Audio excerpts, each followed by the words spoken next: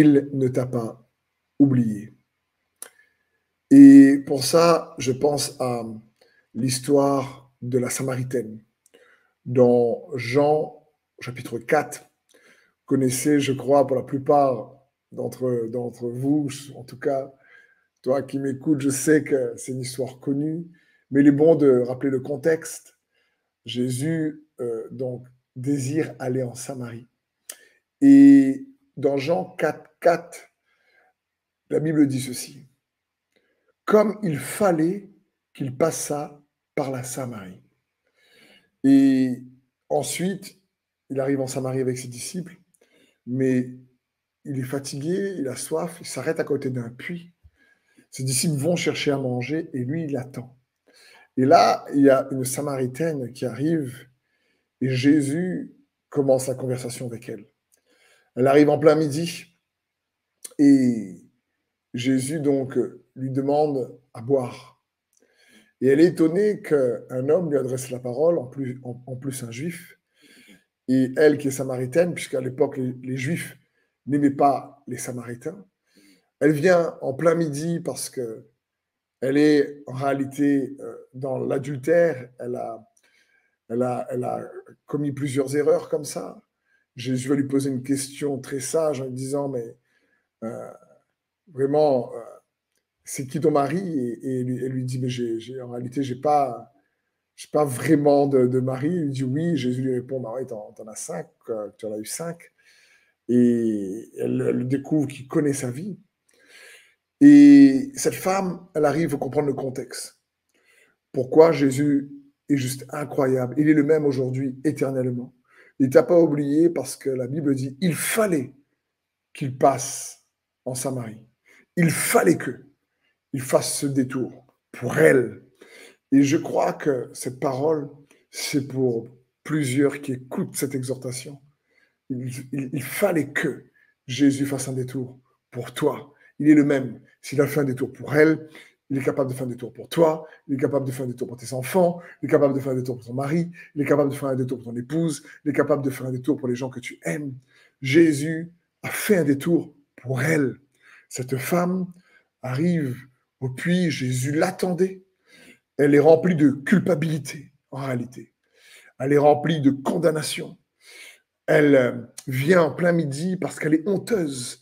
Elle vient là où il n'y a personne. Elle pensait qu'il n'y avait personne parce que ce n'était pas l'horaire où les femmes allaient puiser.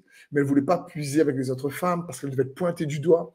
Donc, elle ne voulait pas aller puiser de l'eau avec les autres femmes. Elle avait déjà causé des dégâts dans certaines familles.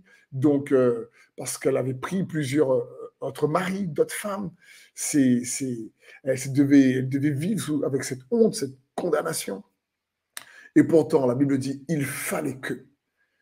Jésus était lui-même conduit, poussé à attendre à ce puits, à l'attendre pour qu'elle puisse recevoir l'eau vive, et puisse être lavée de la honte, lavée de la condamnation, lavée de cette culpabilité, lavée de ses péchés, lavée de ses erreurs, que Jésus puisse tout simplement lui montrer sa grâce, lui faire grâce. Et il fallait que.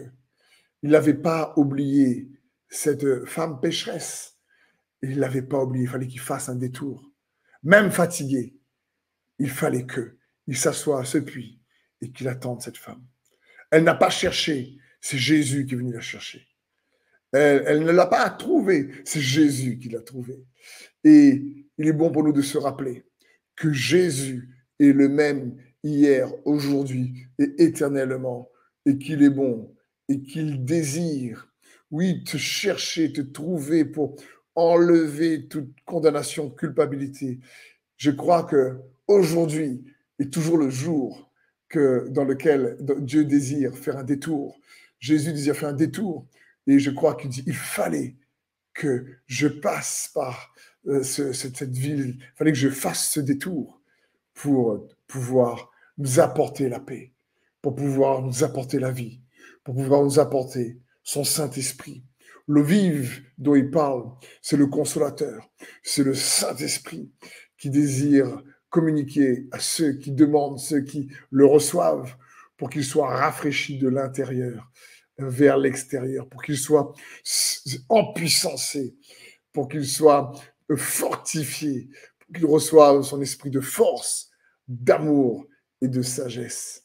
Donc, il ne t'a pas oublié parce qu'il fallait que Jésus te trouve, il fallait que Jésus te cherche, il fallait que Jésus fasse un détour par la terre en quittant les cieux pour mourir ressuscité et nous accorder par la foi en lui la vie éternelle.